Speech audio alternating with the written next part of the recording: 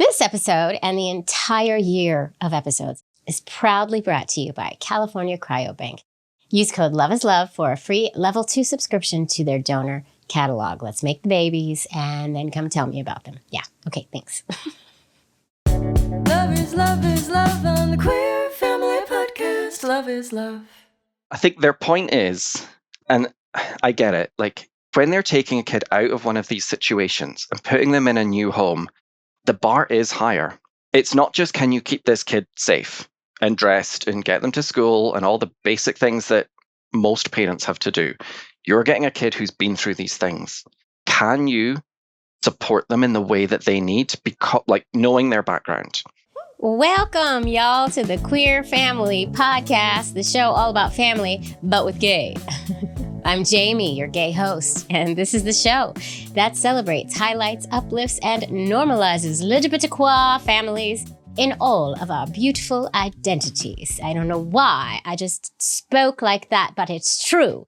And it's fitting because today's episode, I'm taking you all the way to the UK, and I'm going to stop doing a terrible accent because our guest is actually from the UK. He's Scottish. And he lives in England. And it's a really great episode. We are diving into adoption over there in the UK, namely foster to adopt. So it's a really, I'll tell you what, when I was listening to Liam's story, my big takeaway was, oh my God, I'm so stressed out. This is stressful. This is stressful. So it's a story, and you're going to hear Liam's beautiful story to how he and his husband became fathers. And it's a real testament to, once again, the real intention we queer folks put into creating these freaking beautiful families of ours. I mean, the hoops we go through, the studying up we have to do, the legal hoops. It's just a testament to intention and why queer parents are really just the best. Like, that's just hands down. And, you know, I've been talking a lot about how we should all be getting our second parent adoptions right now if you live in the States. Like, get it. You never know what's going to happen any day now with the state of things. And I'll tell you what, Liam's story really puts second parent adoption into perspective, because I talk a lot about how long it took me to do it. And I was dragging my heels through the whole process and it took me forever. But when you hear Liam's story, you're going to realize, okay, second parent adoption is just a quick little dip in the pond. Here we go. Let's do it. Okay. So it's amazing. I'm excited for you to hear Liam. Before I roll the tape, I have a little cold. Excuse me if I'm clearing my throat a lot or coughing. I hope I don't cough at you, but I got a little cold. And I'll tell you what, when you have a partner like I do, who is going through chemotherapy, my wife has breast cancer, in case you don't know that. I've shared that. But when you have a wife going through chemotherapy, and I'll tell you, it's a journey. It is a journey, a big, fat, crazy, scary, awful journey. You can't get sick. I have this cold. I can't have this cold. It's like these little things that pop up in your life when you have a sick partner and you have little kids that have to be taken care of. I can't afford to be sick right now because she is sick. It's so funny. It started with like, and if you don't want to hear about my wife's cancer journey or my experience of it, you can just look in the show notes. I put the timeline in there and you can go straight to the interview. You don't have to listen to my little sob story here, but I don't know. I feel like I should talk to someone about it. I haven't started therapy yet, so y'all get to be my therapy. So when we first found out that my wife had cancer, breast cancer, all of a sudden I was feeling lumps everywhere. I had breast cancer too. And then I had the pain in my neck and oh my God, now I have thyroid cancer. And like, it's and maybe I'm just more anxious. We know this than most people, but first it turned into, oh my God, I'm going to have cancer too. We're both going to have cancer at the same time. How are we going to get through this? And now it's turned into this just like supreme fear of getting sick. Like, I cannot be bedridden, right? I'm not that sick, right? I have a little cold. But it just made me think about really the fears I have surrounding me personally getting sick. Like, who's going to do all the things if I get sick? And honestly, she's a lesbian wife and she's a badass. So she's still doing so many things. She's a badass. She's a honey badger and she pushes through so much. Not that I'm saying she should push through. Don't get it twisted. I'm not saying that, but she is a trooper and she's still handling I joke, more than a lot of my straight friends' husbands are handling with the kids. Sorry, not sorry. I love y'all and I love your husbands, but they need to step it up. Sorry. Your straight husbands. But yeah, so that's going on. And one other thing, I've been talking a lot about social media and how the landscape of social media has changed with the new regime. I just went to just put up somebody else's post that I found funny in my stories. And I wanted to add my little avatar. You know, they have the new avatar that you can really personalize to make it really look like you. So they invited me to do it a while back. So I changed my avatar to look like me. Actually, I made her look like way cooler than me, to be honest. Like she's badass. I was like, yeah, she's cool looking. But she's got short hair and she looks tough and also extremely feminine because I am really, really feminine and I very strongly identify as female. I went in to put my avatar and the face has changed on my avatar to a man's face. Literally, y'all, I'm not even kidding. You have to go look. I'll just keep posting my avatar so you see it, or maybe I can find a way to put it on the video of this here episode. But I don't know who did it. I know I didn't, but I don't know who did it. But they made my avatar a man. It's a man's face with earrings. Not lying, y'all. It is, I don't know. Am I being paranoid? I think the whole world's on fire. So everywhere I turn, I think somebody is being deceitful at this point in my life. So maybe I'm just being extremely crazy paranoid, but y'all, is anybody else noticing something like this? If you are a woman with short hair and you have an Instagram avatar, can you go check and see if they changed your face to a man's face? Or if you're a guy with long hair, can you go check and see if they changed you into a more feminized version? Like, I'm so confused. And did I do this like one night when I had too much wine? I don't think so, but it's quite possible. So somebody weigh in for me because my mind is going all kinds of crazy places right now. Anyway, that's it. That's my 2 cents. Thank you for being my therapist until I get my actual therapist to deal with all the shiz that is happening in the world and in personal life right now. Okay, let's roll the tape. Helen, Beulah, they're even tired of me being paranoid. They're like, you just need to record this and go out and get out of our hair. They're not even real, y'all. I don't have assistants that sit in my house and smoke and drink whiskey, although that would be fun. And it would be really hard to not join them. Oh God, I'm giddy. I'm in a weird place right now. Anne is actually right now getting her chemo. I have to go meet her right now. So anyway, let's roll the tape. I love y'all. I hope you're staying safe out there and keep taking care of your mental health like I clearly am not. Okay, let's roll the tape. Let's listen to Liam's story. It's a good one, and it's a real testament to how badass we queer folk are. Let's go. Jerson, Helen, Beulah, please roll that tape. Oh, God. Queer Family Podcast, love is love. Hi, Liam. Hi. I'm very excited to have you here across the pond, as we say. Where are you coming in from, Liam? I'm in the north of England where today I can't decide if we've had snow, we've got sun, we've had rain, we've had it all today. Oh, wow. We're finally getting some nice weather in New York. Like, it's not freezing cold right now. So I'm sorry. It's okay. I'm used to it. And Liam, you are originally from the place I want to move to, right? The north of Scotland, yes. The best part of the world. Is it? I need so. to. I've never been to Ireland. I've never been to Scotland. I was in London for like 2 days. That's it. That's the extent of my English journey. I want to move there, and I hear it's great for the gays in Scotland. Do you know we get a lot of things right now, but growing up, less so. Not so much. All right, and you're not there now. You're in England. Yes. Okay. Yes. Let's just get right into it. You know, I'm going to time you. Let's do your 30-second elevator pitch of who you are and why you're here talking to the Queer Fam Squad. Here we go. Ready, set, go. So, good morning. I'm Liam. I'm originally from the north of Scotland, now living in England, moved down for university, met my husband, bought a house, had a kid, stayed. I like to say I'm in my very, very late 20s, being born at the second half of the 1980s, which I'm sure makes me in my late 20s. Found your podcast through another gay family podcast and thought, I have a story that's a little bit different.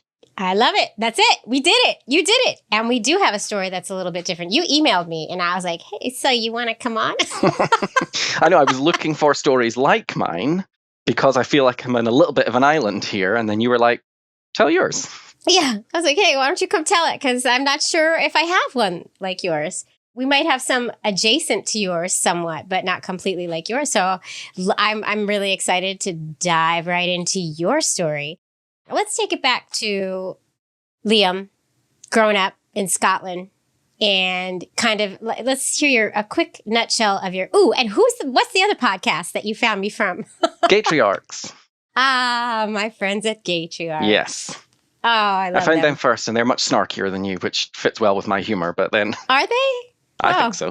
Oh, I feel like I'm very vulgar, but maybe I'm not. I'm just so wholesome. Fewer dick jokes here, but.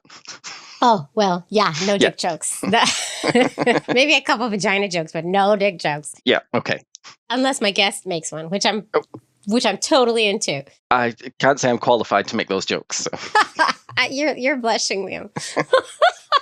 I am. I'm a gold star gay, so. Uh-oh. Okay, here we go. Okay, so let's take it. Let's take it to Liam and his gold star gayness. Yeah. So, yeah, I grew up in the 90s in the north of Scotland, where we had our equivalent of a don't say gay law. It was called Section 28 because it was Section 28 of the Local Government Act of whatever year it was, which basically was the Thatcher government telling schools, thou shalt not say gay, basically. So no mention of homosexuality was allowed at all at school. Nothing. Mm-hmm. Right. Growing up, I always thought, well, I knew this part of myself, but I never wanted to tell anybody. And the narrative we got from the media was, if you're gay, you'll get AIDS, you'll die alone. Yeah. Which, as a teenager, not a nice message to hear. Little scary. And, sex education wasn't there. If you got bullied for being gay, teachers could act on the bullying part, but not the gay part. What? And one of the stories that will always stick in my mind was I had a French teacher, and she was a brilliant French teacher. Mm-hmm. And I loved this woman. But one time we were writing an essay about, what we did at the weekend.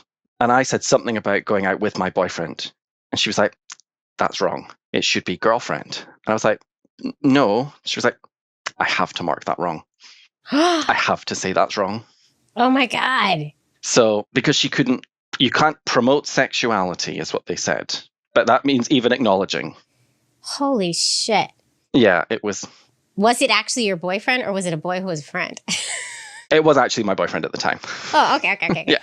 I was one of those buy now, gay later type. I came out when I was 15 to my friends, but I didn't know how they were going to take it. So I said I was bi. Mm-hmm. And then later on, I was like, no, I'm not. Yeah. No, I was bi for 10 years. Yeah. I was only 2 or 3 years. And then I was like, this is silly. Because all my friends started coming out as well. So. Oh, perfect. Yay. So a lot of little Scottish gay boys running around those streets with that don't say gay law. Didn't work. It didn't work. Nope. Newsflash.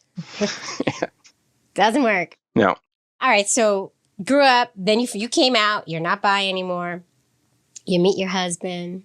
And I was as good as living at his place by August. Uh-huh. And then we officially moved in together in November. Attaboy. There you go. When we decide to do something, we move fast. Well, when you know, you know. That's what I say all the time. I was a U-Haul. Every single relationship I've been in, long-term relationship, has been a U-Haul situation. It's just when you know, you know. Except the one that didn't last. So I don't know if I knew. Well, it was right at the time. That's what I like to say. Yeah, exactly. And we're still close. I love her still, Anyway, so you U-Hauled it. You did the lesbian thing. Yeah. And so what happened? When we make decisions, we then move really, really fast. So we were renting a place. We had to move out. Our lease was coming to an end and the owner was moving back in. So we're like, okay, we need to find somewhere else to rent. And then I was walking to a viewing. There was a place for sale. I said, let's just buy it. So we did. We were getting married 2 months later. Oh, wow. So that was all very stressful. Wow. And then same thing happened next time. It was a great starter home, but it wasn't right for where we were working, etc. It sounds like you didn't even look at it. We did. But then, a few years later, an advert pops up on Facebook of, hey, here's some new houses that you might want to move to. And I'm the nosiest person in the world. Like, if there's like a show home, I'm there. I want to. Me too. Same. Oh my God. Same. So we went and looked, and this was like the beginning of February. No, it was. Yes, beginning of February. And we said, okay, nice, but too much money. Like, it's not for us. We were just being nosy. 2 weeks later, we were like, actually, let's go and talk to them again. Oh my God. The following month, we moved in. Wow. And with my work, I had 2 weeks in the glamorous Cincinnati, Ohio with work. Ooh, so trying to fun. sort a mortgage and a moving company and everything from a meeting room in Cincinnati while my husband's here trying to deal with everything. You know, when we do things, we move fast. You sound even more impulsive than me, and I'm pretty impulsive, and my wife is too. So we make rash decisions all the time, and then we're like, what were we thinking? It's always worked out so far. That's amazing. Yeah, so we bought this house. That was in 2019. And, we, you know, on our second date, we actually talked about marriage and kids and all the things. You've said this so many times on your podcast. These are the important questions for those of us in the community, because can't make assumptions. No. Because there's not going to be like an accidental pregnancy and guess we got to get married now. Like, it has to be intentional. And there's so many ways you can do these things that you have to be on the same page. Yes. Yeah. And you have to make sure you're on the same page before you get too far into this, because if you don't agree on how you want to do it, you're in big trouble. Straight couples as well, who, you know, they get married and then 2 years later, it's like, oh, wait, no, I don't want kids. And, right. Well, now what? Right. And I feel like that's more straight people than queers, because I feel like we have those conversations. We have to, because like you just said, nothing can be assumed. Nothing. Because all the rules are off for us, right? We challenge the rules. So you started talking about it early on. Yeah. And then when we moved to this house, you know, it's a bigger house. We've got more outdoor space. We've got one more bedroom than we used to. All these things. It just makes it a better place. We've got a little play park like 100 yards that way. Like, it's great. You had to fill a kid in there. You had to. Well, that was the thing. We knew this was going to be a family home. This was like, you know, getting towards the end of 2019, and we thought, maybe we should start thinking about this. And then early 2020 happened, and we all know what happened there. Yeah. You know, we put the brakes on it. We thought, right now is not the time to try and do these things. Like, there's too much going on. I'm lucky my job I can do from home. But my husband's a vet, so he has to, you know, he's not going to bring a dog home and operate on the kitchen table over my dead body. So... Or the dogs. Yeah. Oh, but of so course, sad. they're trying to keep all their staff separate. So they're doing like really long days so that it's just two completely separate shifts that never cross. And, you know, it was a really stressful time. But now is not the time. And then, you know, the end of the pandemic was coming, we thought, in like August. We were so naive. Yeah. And we thought, you know, okay, maybe now it's time. And in that pause, you know, we had taken some time as well. We'd always said we wanted to adopt, but we took that time. We know people who have gone the surrogacy route, like gay men who've gone with a surrogate. And so we sort of did some research there, but we'd always assumed adoption. So like we weighed it up and we decided that, no, it's what we always said. It's what we wanted to do. So we're sticking with that choice. Adoptions here are not the same as in the US, I gather. It's all done through like your local council. There are private agencies, but they're not the norm. Okay. It's all done through like your local like city or county council. Where we are, 5 councils are very close together because we have like, you know, 2 cities on opposite sides of the river, and then 2 more towns that are like butt up against them on either side of the river. So 5 councils joined together and said, instead of trying to do this on our own, let's pool resources. Because we cover a fairly small area, actually. So they made this one master agency. So I went on their website, I filled in the form. I was like, just looking for some information. You know, if you've got like a brochure you can send us on what the process looks like. Like a week later, we had our first call with our social worker. When we do these things, we do them fast. Yeah, you do. Wow. Okay. And so the way it works here, it's in 2 phases. So your first phase is to check that like you're a functioning human being. So you get a medical, you get like a background check, you get a home visit to make sure is your home suitable for a child. Before we get too far down the road, like let's just check you don't have a weird criminal past, Yeah. any big unknown health issues. Mm-hmm. They wouldn't stop you adopting if you did have a health issue. Okay. They just want to make sure that like you know what you're getting yourself into. Right. Because if you're bringing in an adopted child, a lot of the time they have additional needs. You need to be able to support that. So if you do have health issues, you need to know about them and have them under control. And do they give you classes during this time as well? Or this is just Yes. to check you out? Oh, okay. You do. And I always thought this was really interesting because you think like, oh, you're getting like these training classes when you're getting ready to adopt a child. It's going to be how to feed a child, how to dress a child. Mm-hmm. None of that. No. Absolutely none of it. It's here's how to recognize, what do they call it? Fetal alcohol syndrome.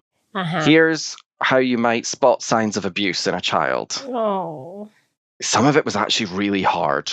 We referred to the training as like, we called it being snow globed because it's like someone's taking your head and shaking it like a snow globe.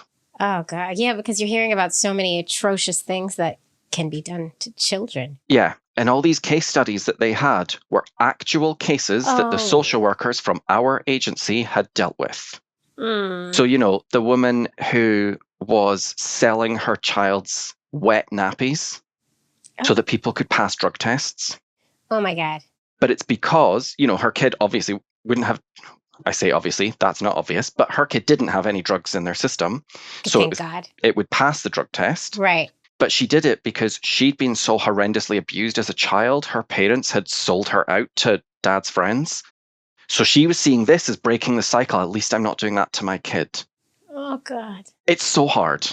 Hearing about all this stuff is, as a parent now, I mean, before I had kids, I think I could hear easier about some of the, like, not, like I could watch a movie where something happens and be okay. Now, I can't even, there is no, I don't want to hear about child abuse. I don't want to hear about, and I know it happens though. So it's good that there are people out there who can. I know. And we had to, part of it, for an afternoon, we got put into small groups and like, okay, describe what sexual abuse of a child looks like. Oh, jeez. And what would happen to that child and what are the signs you might see? And I'm like, I don't want to do this. I mean, you're not applying to be a social worker. You're applying to take a child in. So they would have already identified that for you, right? You know? But I think their point is, and I get it, like when they're taking a kid out of one of these situations and putting them in a new home, the bar is higher. It's not just, can you keep this kid safe and dressed and get them to school and all the basic things that most parents have to do. You're getting a kid who's been through these things. Can you support them in the way that they need, because, like, knowing their background? It was awful. Yeah, but I guess they have to suss out the chaff. Yep. We also had to play what I called the world's worst game show. So there's all of us. This was all in late 2020, so it was all on Zoom. We all had to sit with 3 pieces of paper. Would accept, would not accept, would discuss. And then they start you off easy. Would you accept a child of a different race, of a different religion, with a hearing impairment, with cerebral palsy, with hepatitis? And they went through anything you can think of. And we had to hold up these pieces of paper. You had to do it in a group. Yeah. Like, I don't know what anyone else held up. So no one else, I'm sure, will remember what I held up. You feel like the worst person in the world saying, actually, no, I wouldn't take a kid with whatever. Yeah. It's like even hard to say out loud because I feel horrible saying. Horrible. I've spoken with others who've adopted in the States. They talk about this, having to fill out a questionnaire, but that they do in private together. So that comes later. Yes. Oh, okay. This is to make you think about it. But yes. Oh, God. And the questionnaire was more detailed. Yeah. But yeah, it was just a, gut reaction, because it's something that when you come to stage 2 of the process, you need to think about, what will you accept? Right. And they would never hold it against you if you said, you know what, no, I won't take a kid who's a different race or has a visual impairment or whatever. Mm-hmm. Because what they want to know is that if they place a child with you, you're going to be able to support that child. And they're going to be safe and loved. Even things like race, we said, you know what?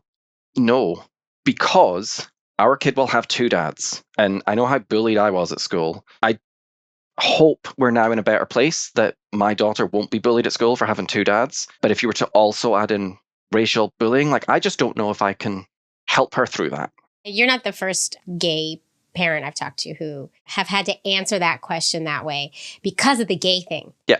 Yeah, that's deep. That's so sad. Yeah, it really makes you reflect as well on and things like some of the different disabilities. If it's hepatitis, we said, or HIV, we said would discuss Mm-hmm. because was it identified at birth and is treated and is just a daily pill forever? Mm-hmm. Or was it only discovered years later when there's extensive liver damage? As first-time parents, Right. if they put a 4-year-old with us, what can we support? Right. And you don't even know what to expect. You have no idea because you're not a parent yet. That's all of us, right? You have no idea what the love that happens for the child and then the worry that happens surrounding the child. So, Yeah. You can't think about this before you're a parent because you don't know the toll it's going to take on yourself. Exactly. But you have to know if you can survive a sick child. Yeah. Just the constant anxiety and worry and fear surrounding that.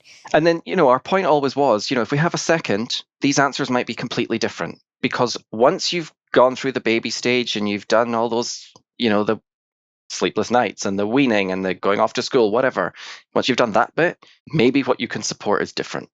That was our approach to those questions, but it was just horrible, especially having to do it in a group. Oh, God. Yeah. And you don't want to be judged. Exactly. Nobody wants Everyone to be was judged. in the same boat. So, yeah.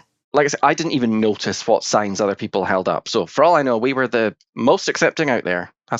Who knows? Who knows? Right. You're too wrapped up in just the questions to pay attention to what other people are doing.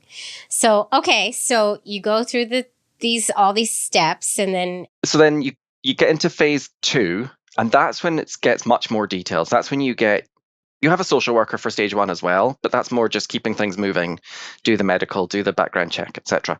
Phase 2 is when they then really study you. So you get homework. I can't even remember how many words my workbook was in the end, but it was in the tens of thousands of words we had to write. About yourself? Yeah, and so detailed on every area of your life. So, financial. Mm-hmm. Give us your pay slips, tell us your income, your outgoings. Can you financially support a child? Mm-hmm. Which again, to someone who accidentally gets knocked up, they don't have to go through this. There are a lot of people who get knocked up who have no money. Yep. But, they always say the bar is higher because it has to be for these kids with extra needs.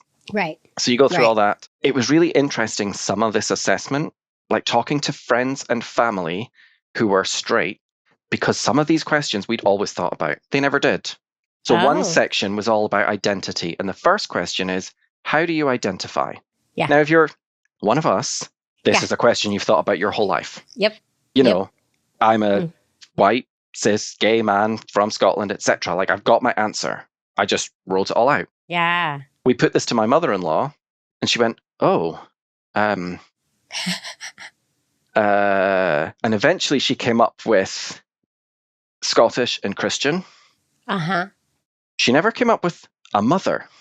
Interesting. She never came up with white. All these things that because she's never had to examine her own identity. Ooh. So it was really interesting. Yeah. Ooh, I want to ask that to all my friends now. Yeah. It's a really interesting one because you'll see a completely different set of answers depending who you're talking to. Yeah. And how prepared they are. Interesting. Yeah. Having to examine your own identity. And I mean, that's something we've been speaking about a lot, especially lately with the world the way it is. But yeah, that just put it into another light for me. That's interesting. I'm going to ask people that question. Tell me how you identify.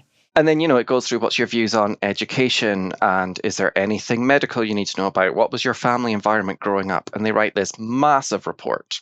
We had a bit of a hiccup here. This was our first major hiccup. Uh-oh. So we started this when we thought we were coming out of the pandemic. And what they told us is actually you could have been doing this the whole time. We kept going. We just moved it all online. I was like, yeah, but we weren't in a position to be able to do this. But then they had so many people when they thought we were coming out of it apply, which is great, but they didn't have enough social workers to support it. So one of those private agencies, they sort of contracted to do some of this assessment work for them, who would prepare all the reports and everything and then give it back to them. But it just meant, those weekly meetings with your social worker and everything was done with someone else. One of the other things they do is 5 references. So 2 family, 3 non-family. And after one of our referees spoke to the social worker, she called us and said, I'm really sorry. I said, what? She said, what she's written in this report that she sent me for my signature, that's not what I said. Oh, She's completely misrepresented. whoa. So one of the things was, talking about medical history. And I'm asthmatic. And what our friend said was, oh, yeah, until he told me, I wouldn't have known he was Right. asthmatic because it's so well controlled, Uh-huh. was what she meant. What the social worker wrote was, hides medical problems. What the fuck? Yeah. She also, the first meeting we had with her, she went, oh, by the way, I'm leaving, so I'm only going to do a couple of these meetings with you, and then, I don't know, they'll find someone else, I'm sure. Okay, thanks. Great. This is only the rest of our lives and our ability to get a child here. Wow, that's messed up. We went to everybody we could think of that we'd spoken to in stage 1 and been like, you have to help us. Yeah. And eventually they got us a different social worker from from our local authority. So, Oh, okay. and she was Okay. brilliant. As soon as that's she good. took over, we started over. She was like, I'm just going to throw out everything. We're going to start again.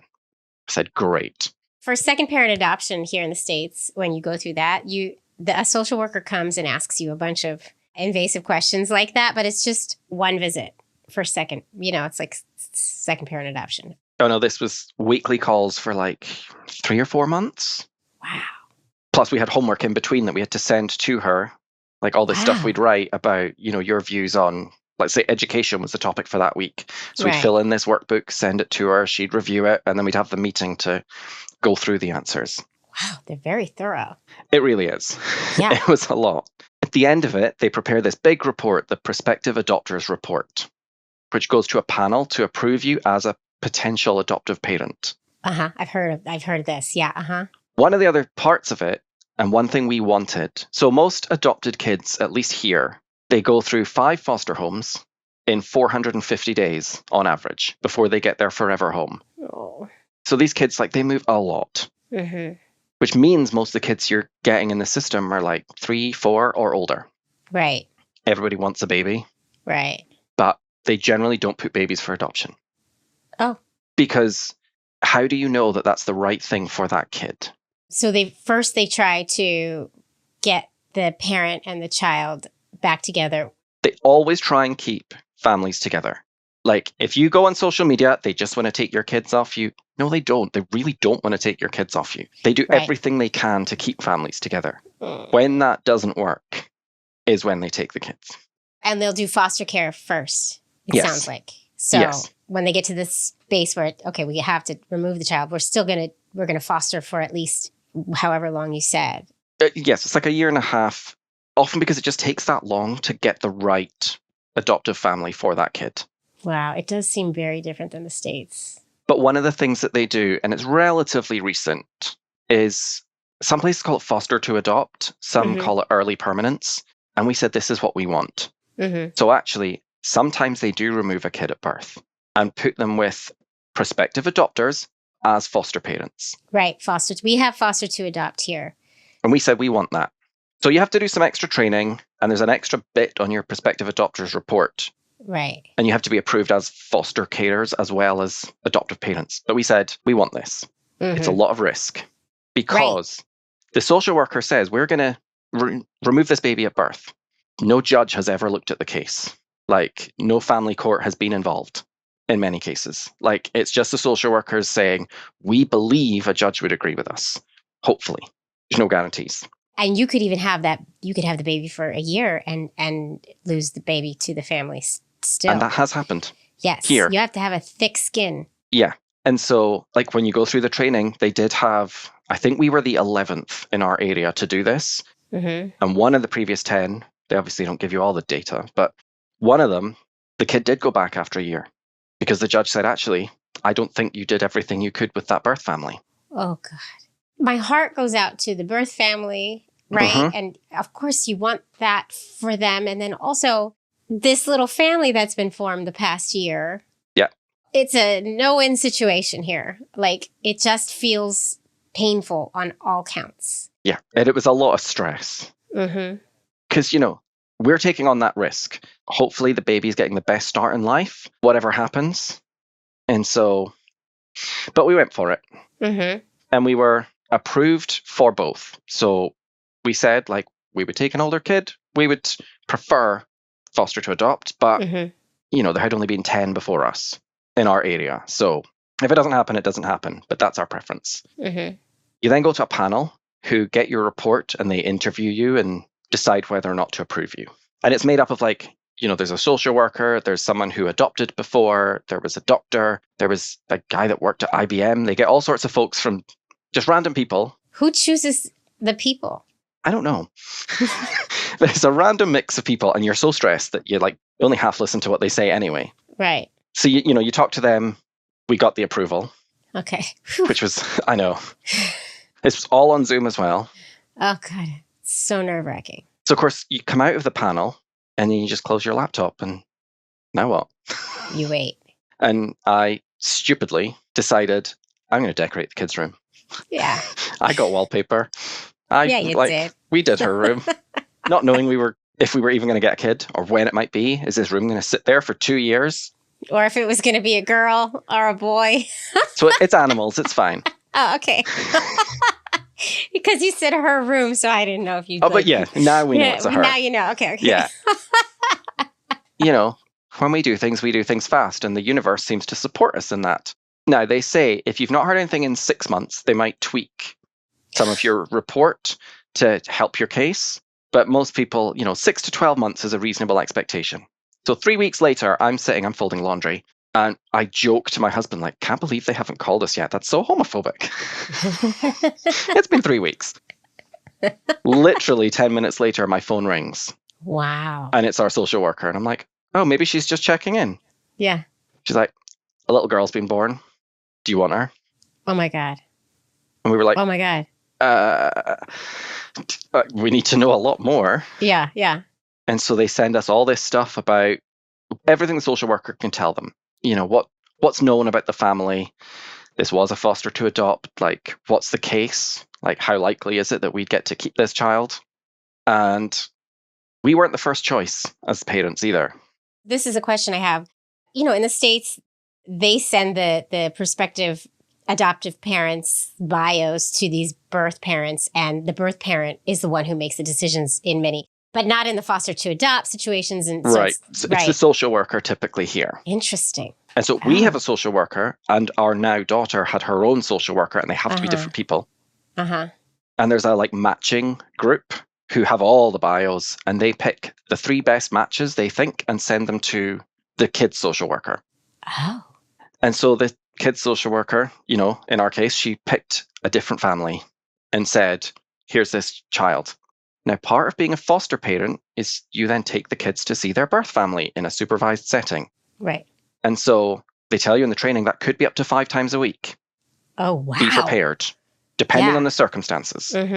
And in this case, it was twice a week for an hour. And this other family were like, oh, can we think about that? That's quite a lot to take on. And the social worker said, no. If you're not willing to go out twice a week for an hour for this baby's birth parent, exactly, this isn't the right thing for you. Right. So then that meant that they lost a few days. So then they came to us, and we were like, of course, whatever. Don't care where it is, don't care how often. Yep, we'll do it. And so then they were like, oh, okay, well, we need to sort some paperwork. We need to get approvals and things. And then they called us a few days later and said, could you pick her up tomorrow morning at 10 a.m.? Oh, whoa. I'm like, okay, let me call my boss and tell her I'm not going to be there for 6 months because I need to take leave because I'm getting a baby. A newborn? She was 9 days old when she came to us. Oh, my God. Wow. Congrats. It was a whirlwind. We got in the car to come home. So we went to pick her up. She got put into emergency foster care for a few days. We went to pick her up. We got in the car and I started driving. I was like, why is this car behind me flashing their lights? What's the problem? I looked, I was like, oh, I'm doing 20 miles an hour in a 50. Because I had this tiny baby. I was so scared. It's like, what if something happens? Yeah, I know. I know the feeling. We'll be right back. Queer Family Podcast. All right, now that we know that Liam got the baby, I got to take a second and tell you about my sponsor for this here episode, California Cryobank. What you're going to do is you're going to go to cryobank.com. You're going to use code LOVEISLOVE, and that's going to get you a free level 2 subscription to their donor catalog. If you are getting ready to create your family and your route is going to be donor sperm, I highly recommend California Cryobank. I made my babies there, as you all know, and they really are doing the work when it comes to LGBTQIA folks in our community. And they have a really wonderful selection of donors, and it doesn't hurt to just go look. So what you're going to do is go to cryobank.com. Use code LOVEISLOVE.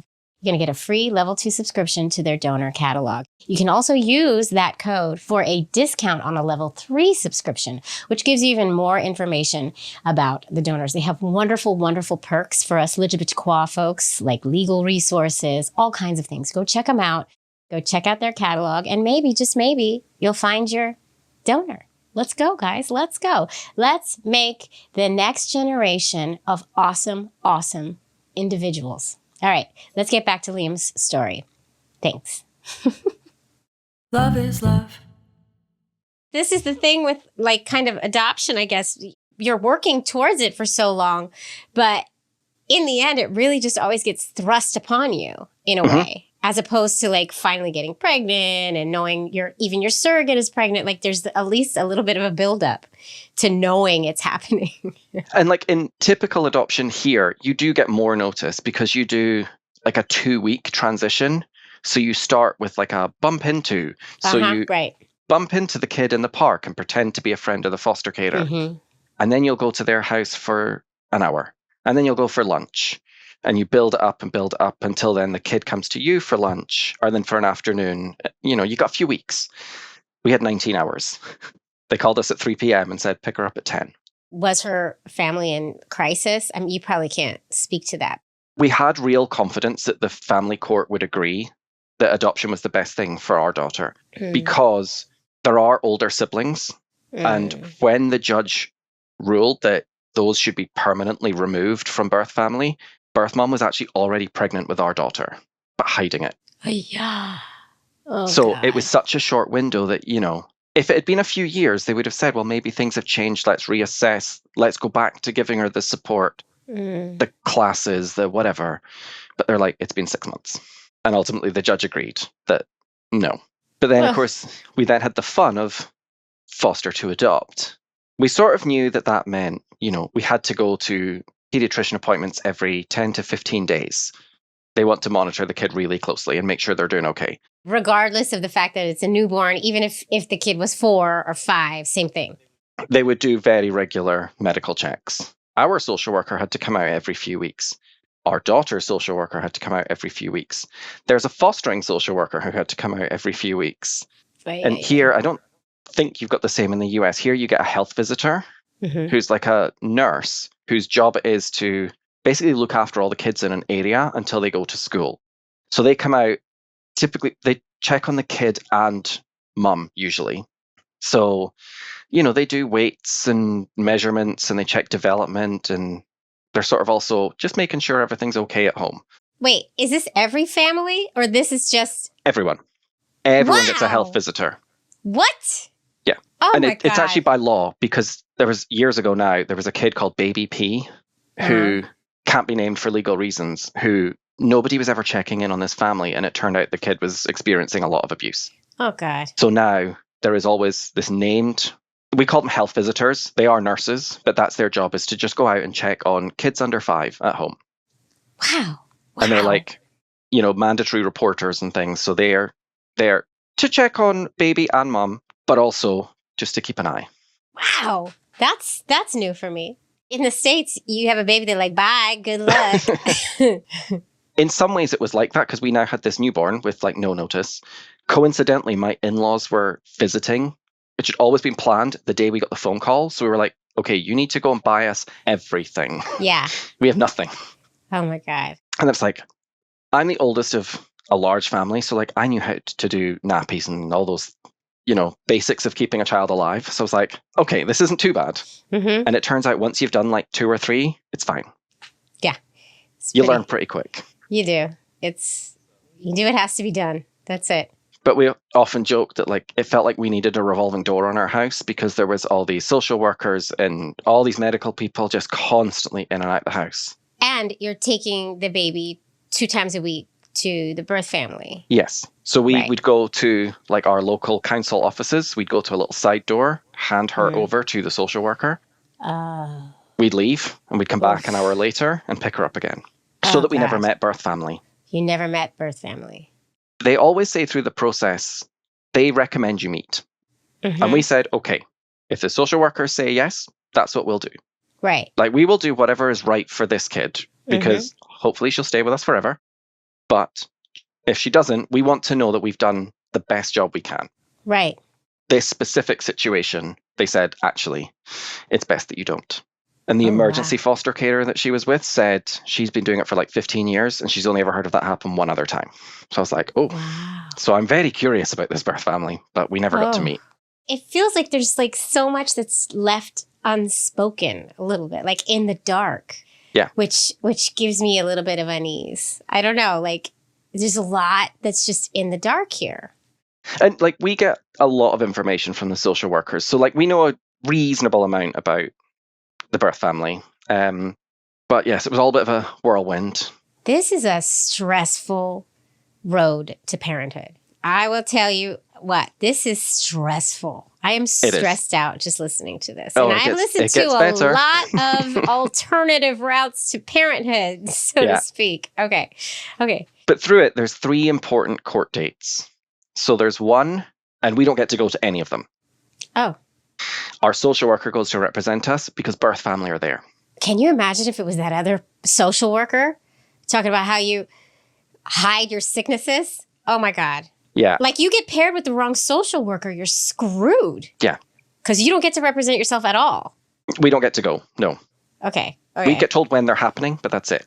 I have too much anxiety over this. Honestly, it was such a stressful time. But when you've got a, 2-month-old baby, like your brain can't do anything. You go take care of it. Right. Exactly. Yeah. So the first one is to make the case that the child should be removed from birth family. Our child's social worker, it turned out she was quite newly qualified and didn't actually have all the qualifications she needed to do it solo. So her boss had to accompany her to a lot of these things. Okay. She would often forget to tell us that, like, we're sitting there. We knew this court date was happening at, let's say, 10 a.m. And we're sitting there and it's 2, 3, 4 o'clock. And we're like, what's happening? She's like, right. Oh, yeah, the judge said yes. I was like, okay, thank you. You didn't think we might want to know? She just forgot. I was like, okay. Oh, God. Oh, Jesus. I can't take this. So then there's a second court date to say this kid should be placed for adoption. Mm-hmm. And again, the judge said yes. And again, we had to chase to find that out. I can't with her. Then your prospective adopter's report from all the way back when, you go back to that same panel of people, this time with the child, to say, do you approve this match? Not just us as adopters, but us with this child. Right. And they say yes. And then that all goes to the judge again, who will rule, can these people adopt this child? Oof. And that was all set to go. And we had our court date. And then... Oh, God. We call it the Somerset case. So Somerset's in the south of England, and there was a case where a birth family were objecting to their kid being adopted out, which is their right to do. And they had legal representation who were fighting their case. Absolutely. Because you need to be sure it's the right thing for these kids. Mm-hmm. Their legal representation had noticed that there was 2 steps in the process that were done the wrong way round. So part of it, the kid has to go for a complete medical, and then a doctor has to write a report that goes to your local council who make the recommendation and put in the paperwork to the court. They had the actual, raw medical that said this kid's fine. But the doctor hadn't written a letter to say this kid's fine. The person at the council is not a doctor, therefore legally is not competent to interpret a medical. So when they made that application to the court, it was lacking. And we were like, okay, but we're at literally the opposite end of the country here. Right. There's only one county further away in the whole country. Mm-hmm. Why do we care? Because the judge looked and said, yeah, you're right. Process wasn't followed. Let's check all the cases in Somerset. And they found 10 where the same thing happened. And then they went, well, if there's 10, let's check the whole country. So they paused all adoptions in England and Wales. Oh, my God. for like 6 months. Because a doctor didn't write a letter. Because, yeah, I mean, the report said this kid's fine. Right. There's nothing wrong with this child. But the doctor hadn't put that in like a report that a non-medical person could be legally competent to understand. Right.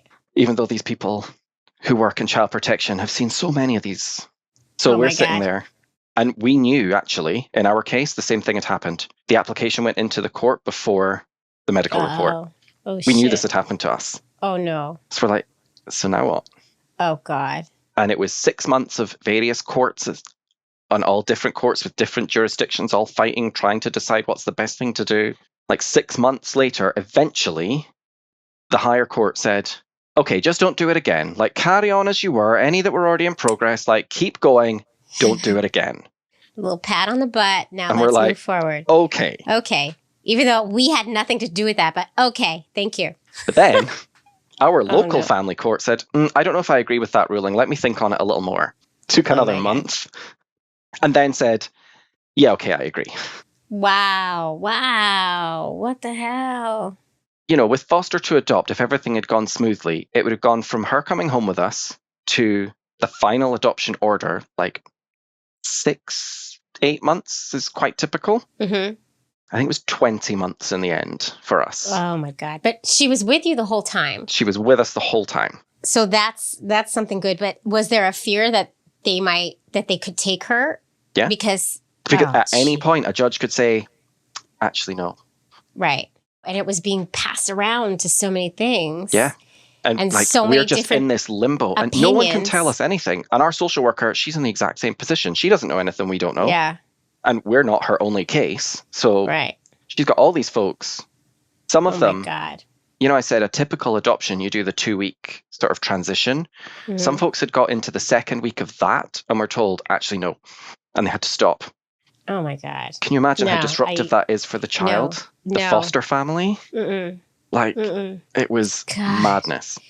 Wow. And our daughter's like perfectly healthy. There was nothing wrong with her. Yeah. At all. But a doctor didn't write it in plain language. We just had this medical report that said, yep, she's fine. Just the red tape or whatever they call it. It's ridiculous. Okay, so that's stressful as all hell. But now she's yours officially. Yes. Okay. And she's 3.5 now. So Yay! Different kind of stress. Yeah. It keeps building on top of itself. So I know. Yeah. But was there ever any worry of you being a gay couple? Like, was that ever fear for you? Or is it pretty like they don't really question it or care? You know, going into it, I kind of thought maybe there would be, but there really wasn't from anybody in the process. That's great. And in fact, one of the social workers who does a lot of the training sessions, she always said, actually, gay couples often have an easier time of it. Right. Because, you know, your kid needs to find out at some point they're adopted. When there's no one with a uterus in the house, it's much more obvious. It's an easier thing to discuss. I bet you the social workers know that the gay parents are going to talk about their origin story. Like, they're gonna. Yeah. Like you just said. And I think the social workers probably intuitively realize that it's just an easier segue into the conversation that should be happening in every family. Exactly. They say, like, by the time the kid is 7, there should be no new information. Yeah. There can be color and flavor because, you know, if there was drug abuse and sexual abuse and whatever, you're not going to tell a 5-year-old that. Right. No. But they need to know that, you know, you were in a family that couldn't look after you. And so you came to live with that. Like, they need to know the basic facts. Yeah. You know, if it is a straight couple, actually, weirdly, through all of our training, we were the only gay couple in any of those sessions. Huh. I expected it to be a lot more. Yeah. I would have thought so too. That was going to be one of my questions, but I just figured there were more. So I didn't ask the question. I was really surprised. No, that's a lie. One of our training sessions, there was a young lesbian couple. Huh. Okay. Everyone else was straight. Interesting. Which I thought really surprising, but... We need more queers adopting because we're better parents anyway. Let's be real. Of course. I have one more question. What about the siblings? Do you get to have any contact with the siblings who were put into the system? Again, like the social worker said, like in this sort of situation, normally you would do 2 meetings, a hello and a goodbye. But because of what the family had been through, those kids would end up so like dysregulated, and it was really distressing, particularly for the oldest, that they said, actually, maybe we just exchange some pictures and leave it at that. One of the other things they do here, and I assume this is across the whole country, but it's certainly here, is we have our postbox. So once a year, we write a letter to birth family. Oh, okay. And they have the opportunity to write a letter back. Oh. So we do our letter, we send it off, and, she's doing well, etc. Here's, we went to Spain on holiday, and she loves Moana, etc. Keep it generic, but just let them know that she's doing okay. Mm-hmm. They did say, don't expect to hear back until the kid's 16 or 17, because then birth family think, oh, well, when she's 18, she'll come find us. Right. So we've never heard back. Oh. But we send our letters.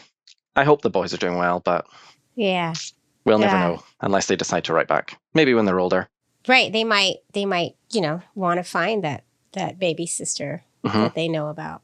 It's so tough to really, if you think long and hard about the whole story and what happened before, and but it's amazing that she has you as parents, and then you're doing everything you can to keep her safe and sound. And it's like you said, now you hear these stories of what goes on with some kids, and I can't even think about it. I know. You see stories in the news of, what happened to this. I'm like, nope, I can't even read the story.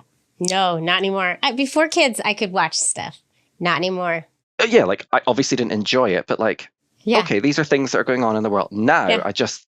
Yeah. And don't get me wrong, she tests my patience sometimes, but... But, exactly. I would never, oh my God. I couldn't... Are you crazy? I read the Game of Thrones series right before I became a mother, and I was able to stomach Game of Thrones, probably because I wasn't a mother yet, because a boy gets thrown off a balcony. Yeah. We're talking about so many atrocities to children in this episode. I am sorry, everyone. but I was able to stomach it. And then I watched the series because it was okay. And then the new series came out that talks, I don't know if you're familiar with Game of Thrones. Anyways, the precursor series, which is about... We never watched that one, but I know of it. Which is the Targaryens' rise in power when they were in their heyday or whatever. My point is, we watched the first episode and I was like, because I am so into Game of Thrones. And my wife gets so annoyed. So I was like, Anne, second one is on tonight. Yeah. I'm so excited. They killed a baby boy. I was so livid. I was like, how dare they? I won't watch it again. I won't touch the show again. I was yelling at the TV. I turned it off. I was like, how dare... Yeah, but that's my point is... I feel you on that. I can't handle the talk of things possibly happening terribly. And thank God you were there for this little girl, because she seems to have a good life now. And that's what I just always think is we actually found out later that 1,000,000 years ago, we lived around the corner when her oldest sibling was there. Oh, whoa. It was literally a 3-minute walk from where we used to live. Oh my God. And it's just the things that go on it just doesn't bear thinking about. Right. You have no idea what's going on behind closed doors. Oh my God. Oh my God. This is turning into such a dark... I'm sorry, listeners. But she's with us. She's happy. She's healthy. I feel really smug because this kid will eat literally anything. There is nothing this kid won't eat. Good job. Wow. I know. I don't know how we've done it. I don't know what we did. That could change. It could change. It will, I'm sure. Because she's 3.5. But for now, we always joke we have the most middle-class child. Yeah. We went on holiday last year and she was having lobster mac and cheese. She tried caviar. New Year's Day, she was eating venison pate with smoked cheeses and all. I'm like, you're 3. So European sounding. When I was 3, I don't know what I ate, but definitely not that. It was definitely beige. I was definitely eating raisins in a box. That's what I was eating. That's a fruit. I don't know that I would have eaten that as a kid. That was a big snack in the 80s for kids, raisins. Everybody had a box of raisins in their lunchbox. All my friends did, but I was so fussy. Oh, okay. I was too. I hate, actually, I could stomach raisins. There's a lot of things I don't like, but anyway. It's great that you were there for her, and now what does she call you guys? We thought it was going to be Dad and Daddy, but as she grew up, she just started calling me Dada, so that's what stuck. And so, Dada. I love it. I love it. Congratulations. And is this it? Are you guys done? You don't want to go through that anxiety again, do you? Well, we always said we did, but if you've already done it once, you don't have to do everything again. You have to redo your medical and some of stage 2. Like some of the like in-depth personal assessment you redo because you have to reevaluate your finances and your home environment because now there's another person. Yeah. Like my family is like 300 miles away. His family's like 150 miles away. And, you know, they're getting on in years. And it's true what they say. It takes a village. Takes a village. And we're so lucky. Like our neighbors are great. They love her. They will babysit and everything. You don't want to like abuse that so that they'll continue to do it. Uh-huh. And with the hours that we work and things, like just trying to sort childcare, especially once one's in school and one's not, we've decided that if we had family close by, we would definitely do it again. Right. But because we don't, it's too much. Look at that intention right there. Very intentional. Very intentional. It was like a year of discussions to decide that. But yeah, you put a lot of thought into that. I appreciate you for that. Because the bar is higher for adoptive parents, they always say, because it has to be. They're right. Mm-hmm. But it also forces you to really think about what can I accept and what is reasonable and can I give the best home to these kids?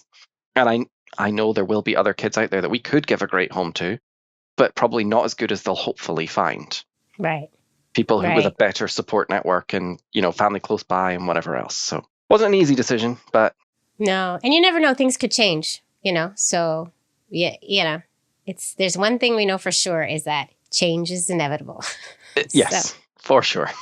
But I love how intentional you were about that decision. And it does take a village. And it sounds like you're doing a good job and you have a good little family going on right now. So keep it that way, you know? She tests our patience a lot, but we do have a good one. Yay. Well, congratulations. 3 years ago. I mean, I can't, I'm still stressed out from hearing that story. Oh yeah, that was the other thing. It was such a mega stressful time. And we know those same things wouldn't happen again, but like, it was a lot. Oof, it is a lot. Wow. These paths to parenthood are not for the faint of heart. And that's why, I'll say it again, us queers are better. We are. In every way. Every way. Every way. Oh, well, thank you so much, Liam. This has been awesome. No, thank you. Queer Family Podcast. A huge, huge thank you once again to California Cryobank for sponsoring this here little show for an entire year of episodes. Go to cryobank.com, use code LOVEISLOVE, and get a free level 2 subscription to their donor catalog. Go do it. Let's make those babies and uplift these queer families, y'all. Thank you. Love is love. Whew. Well, folks, I hope you enjoyed that episode as much as I enjoyed it. And if you did enjoy it, feel free to listen to another or watch another. I have so many episodes for your listening or viewing pleasure. Just go pick one and enjoy. There's a lot. There really is. And also, if you really do like this show, please, I know I say it all the time, but please do consider supporting the show on Patreon. You're just going to go to patreon.com/The Queer Family Podcast. You're going to pick a tier, you're going to join, and you're going to get that bonus content. And you're also going to get my love and adoration for the rest of my life. I love you all. Thanks for tuning in. Keep on tuning in, and I'll see you next time. Mwah.